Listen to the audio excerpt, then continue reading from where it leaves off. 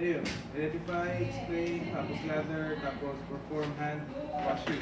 So yung mga gamit na kailangan niyo dito, yung table lining, tapos infant formula, baby bottle, tapos distilled water or mineral water, and then something that you can use to level the Scoopy's milk. Okay, you can use the back of the knife. Tapos, meron tayong 3 hand towels or face towels. Okay, tsaka si baby. Okay, so first, muna is open mo muna yung baby bottle. Tapos parang yun sa, sa funda noon, never allow to touch, never allow the rim to touch the table. Okay?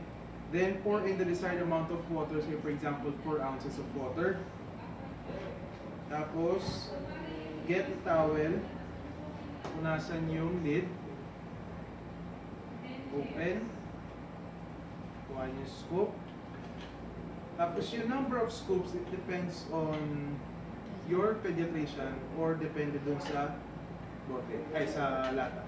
Okay, may instructions naman. Tapos, level, lagay, scoop, level, okay.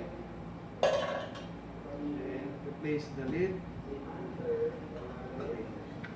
Then, replace the cap. Okay? Sa pag-shake ng baby bottles, hindi ito ginagawa. Hindi yung ginagawa ninyo sa bahay. Dito lang, in between your palms. Bakit? Kasi to prevent bubbles from forming. Kung may bubbles yan, ano pwede mangyari sa baby? Kapagin. Okay? So, pag na-dissolve na siya, pag na-dissolve na, next step is maglagay kayo ng hand towel dito, or face towel, at isa pa dito. Okay? Then, kuha si baby. Okay?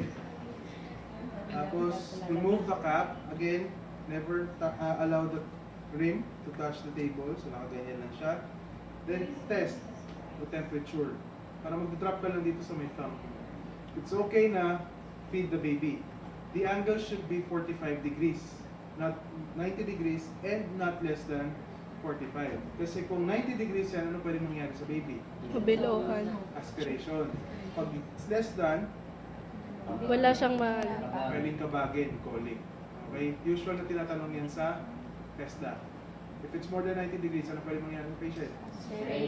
Aspiration. Pagka more, less than, Solid. calling. Okay, so yan, 45 degrees. So, feed the baby.